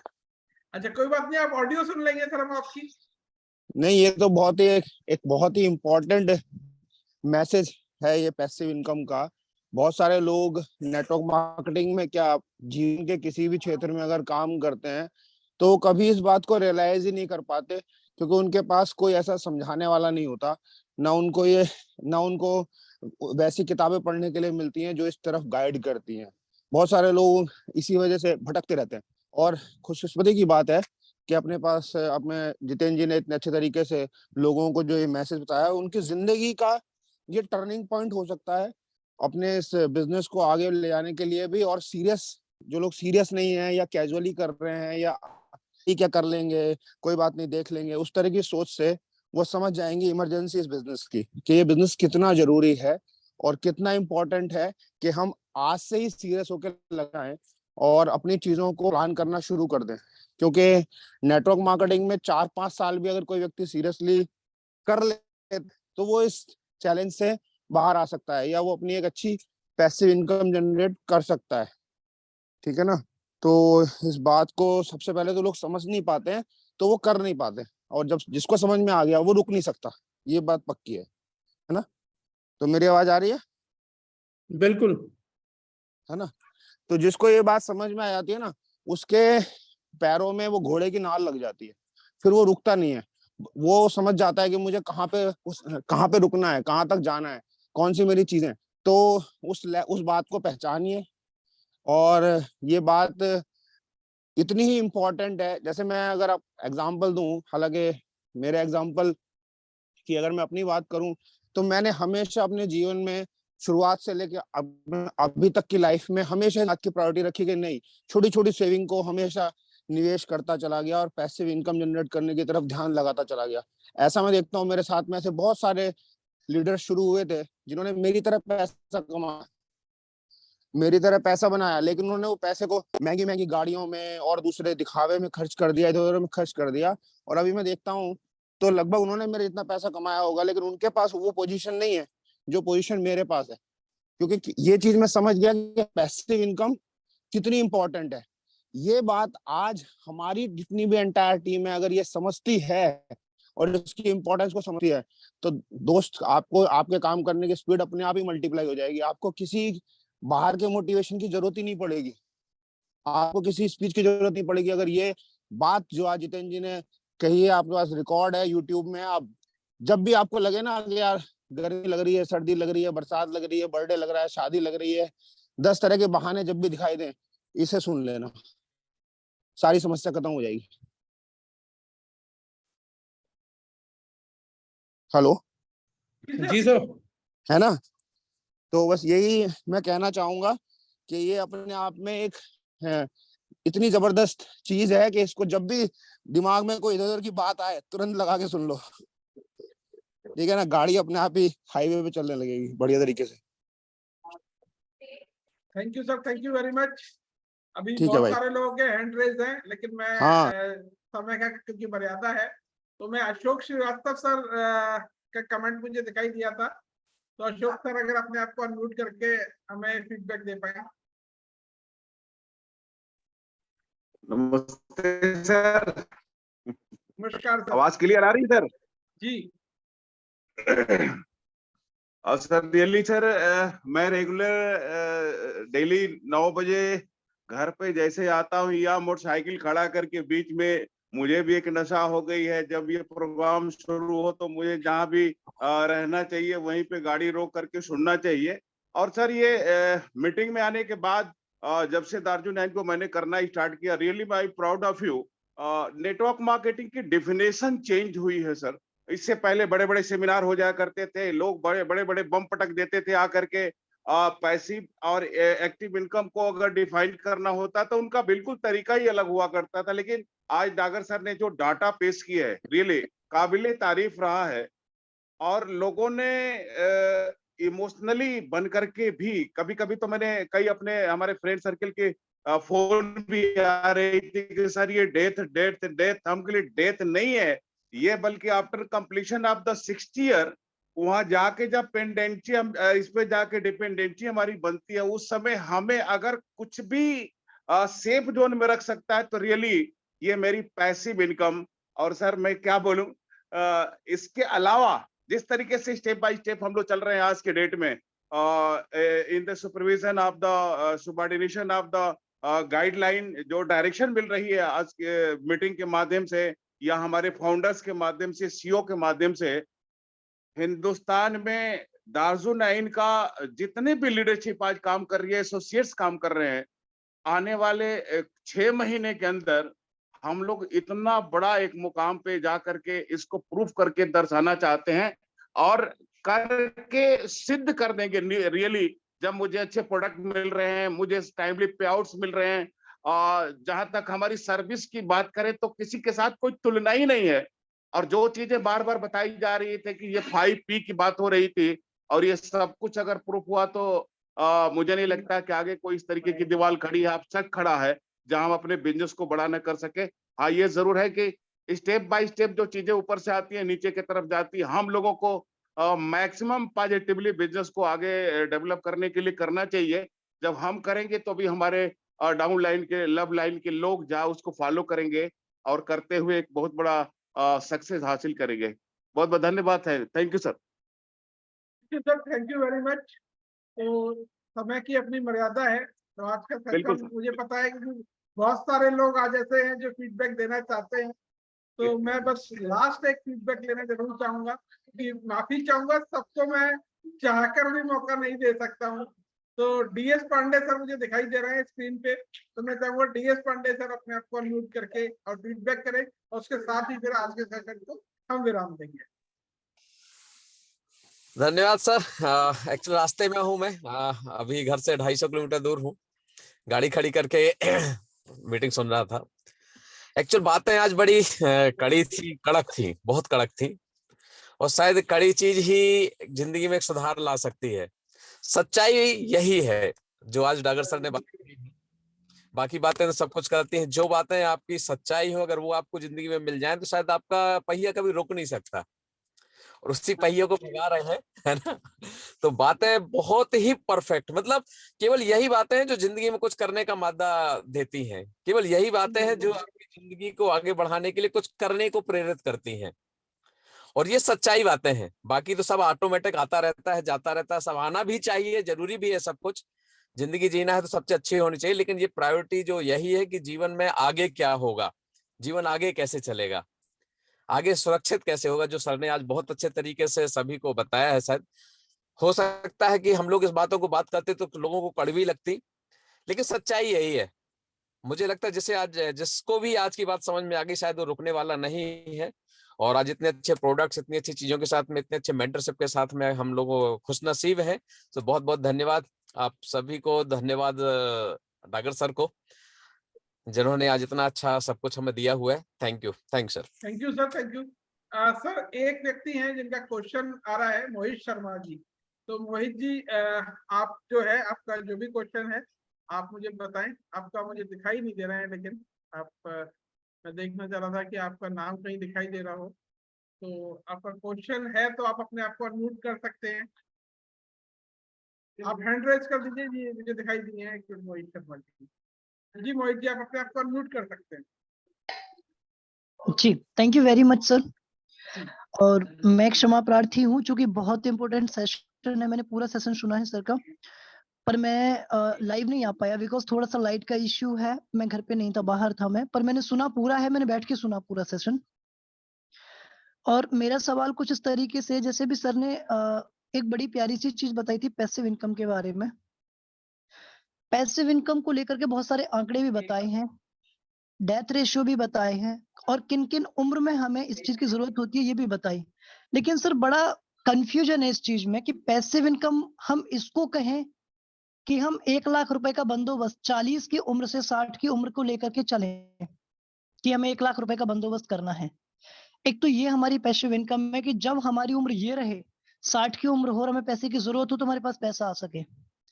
दूसरी तरफ हमको एक एग्जाम्पल में ये बताया गया डायरेक्ट सेलिंग इंडस्ट्री में, तब जब हम शुरुआत से आए, कि आप लोग इतना काम करें कि आप दुनिया में ना रहें तो आपको पैसा आए। तो पैसिव इनकम का जो वर्क है वो हमारे चले जाने के बाद के लिए हमको करना चाहिए, या केवल 1 लाख रुपए का इंतजाम करना चाहिए? अब ये डाउट इसलिए पैदा करता है कि केवल 1 लाख रुपए की हमने अपनी इनकम एडजस्ट करी, नेटवर्क मार्केटिंग में हमने सर बनाया। मैं समझ गया आपका क्वेश्चन, मैं आंसर देता हूँ इसका, ठीक है। देखिए, दो तीन चीजें डागर सर क्योंकि जा चुके हैं, इसलिए ये आंसर मैं दे रहा हूँ, अदरवाइज ये आंसर आपको डागर सर देंगे। आप डागर सर का डेडिकेशन बता देता हूँ, उन्हें जाना था इसीलिए हमने 15 मिनट पहले ये मीटिंग स्टार्ट करी थी। देखिए, भारत में क्या समझा जाता है पैसिव इनकम का एक खास मतलब, जो डायरेक्ट सेलिंग का आपने नाम लिया, इसमें जो आपने नहीं बोला वो भी मैं बता रहा हूँ। यहाँ पे समझा जाता है कि बिना काम किए पैसा आ जाए। तो मैं एक क्वेश्चन पूछता हूँ, या ऐसा कुछ हो जाए जिससे काम ना करना पड़े। तो मेरा क्वेश्चन है कि आज अंबानी जी काम कर रहे हैं? मुकेश अंबानी जी आप काम करते होंगे? या जितने भी बड़े लोग हैं, अदानी है, अंबानी है, सुनील भारती मित्तल हैं, या कोई भी आज जो टॉप नॉच इंडस्ट्रियलिस्ट है, बिजनेसमैन है, क्या वो पैसा? डागर सर आ चुके हैं, तो मैं चाहूंगा सर ही इसका आंसर देते। मोहित जी बड़ा आसान है। मैंने ये नहीं बोला कि 1 लाख रुपए का इंतजाम पैसिव इनकम है। मैंने ये बोला था मिनिमम 1 लाख रुपए आपको चाहिए होगा अपने लिए किसी भी हालत में। 1 लाख से ऊपर आप 10 लाख करें, 50 लाख करें, 5 करोड़ करें, 500 करोड़ करें, दैट इज इमेटेरियलिस्टिक। लेकिन मैंने जिस चीज पे लेके आया कि हम में से कितने लोगों ने इवन 1 लाख का इनकम भी प्लान किया हुआ है। That is not the highest vote मैं बोल रहा हूँ कि इतना करो। मैंने कहा था कि इतने की तो बेयर मिनिमम जरूरत पड़ेगी, तो क्या उतने की भी तैयारी है? क्या हमारी मानसिकता, हमारी कैलकुलेशंस 1 लाख रुपए महीना तक भी अभी पहुंची हैं या नहीं पहुंची हैं? पहला क्वेश्चन। दूसरा, जैसा कि हमें कहा गया कि कोई कंफ्यूजन नहीं है, पैसिव इनकम हमारे जाने के बाद भी आती है। नहीं, सिर्फ मरने से रिलेशनशिप नहीं है पैसिव इनकम का। पैसिव इनकम का रिलेशन हर उस स्थिति के साथ है जिसमें हम काम करके नहीं कमा पाएंगे। ऐसी हजारों परिस्थितियां होती हैं। मैंने 4 मोस्ट जनरल परिस्थितियों को, सर्कमस्टेंसेस को कैलकुलेट किया है। ऐसी 1,500, 2,000, 5,000 वजह हो सकती हैं। ब्रेन स्ट्रोक उसमें से एक है, पैरालिटिकल अटैक उसमें से एक है, कोई चोट एक्सीडेंट उसमें से एक है, बहुत सारी और परिस्थितियां हो सकती है। मैंने तो क्रोनिक डिजीज, परमानेंट डिसेबिलिटी 2-4 चीजों में ही लिया है। कोई दुश्मनी है, कुछ है, बहुत सारे और भी कारण हो सकते हैं। पैसिव इनकम का और मृत्यु का कोई रिलेशन नहीं है। हाँ, मृत्यु और पैसिव इनकम का रिलेशन जरूर है, लेकिन केवल नहीं है। तो पैसिव इनकम केवल वो नहीं होती है जो हमारे जाने के बाद आएगी या हमारे ना काम करने की स्थिति में आएगी। पैसिव इनकम का दूसरा अर्थ है, क्या हमने कोई ऐसी व्यवस्था बनाई है कि अगर हमारे को किसी स्थिति में, अगर मैं जिंदा रहा, कोई भी व्यक्ति जिंदा रहेगा, उसके बच्चे की शिक्षा का मैटर रहेगा या उसके परिवार के स्वास्थ्य का मैटर रहेगा या घर में कोई हालात का मैटर रहेगा, तो एक व्यक्ति ईंटें भी ढोलेगा, गटर भी साफ करता है, करते ही हैं लोग अपने परिवार के लिए, कुछ भी करेगा लेकिन अपने बच्चों को पालेगा। लेकिन तब क्या, जब वो पूर्णतः हेल्पलेस हो जाएगा। ऐसी स्थितियां बनती हैं, बन रही हैं, वही मैंने आंकड़ों से बताई कि ये स्थितियां मिडिल क्लास के लिए बन रही है। तो क्यों ना हम अपने आप को उन परिस्थितियों के लिए भी तैयार कर लें, जो मैंने कहा एक्सपेक्ट द अनएक्सपेक्टेड, जो नहीं होना है उसके लिए भी तैयार कर लेते हैं। अगर हो जाए तो हम बचे रहें। और 1 लाख, जैसे मैंने कहा, 1 लाख के लिए काम नहीं करना सर। फिर आंकड़ा पैसे भी अटक गया कि 1 लाख चाहिए, नहीं, 1 लाख तो बेयर मिनिमम चाहिए। अगर आप जीते जी, मैंने लास्ट में एक पॉइंट लिखा था, वो ध्यान से शायद आपने सुना नहीं, सुना तो गौर फरमाया नहीं, उसको ध्यान से दोबारा सुनिए। Network marketing is the only source. क्यों मैंने इसको बेस्ट बताया था, उसमें से एक कारण मैंने बताया था कि पैसिव इनकम के साथ साथ यहां पर एक्सपोनेंशियल इनकम भी मिलती है। आप पैसिव इनकम को ही एक्सपोनेंशियल कन्वर्ट कर सकते हैं, ये बात मैंने बताया था उस टाइम पे। तो इसलिए मैंने नेटवर्क मार्केटिंग को उसी आधार पे बेस्ट ठहराया था कि जितने भी रेंटल इनकम है sir, rental income exponentially convert नहीं होगी कभी। है रेंटल भी एक तरीके की पैसिव इनकम। एक इन्वेस्टमेंट्स जो डेब्ट्स में है, डिविडेंड्स में है, अगर आप बहुत इंटेलिजेंट हो तो वो भी पैसिव का काम कर देगी, लेकिन एक्सपोनेंशियल का काम वो भी नहीं करेगी।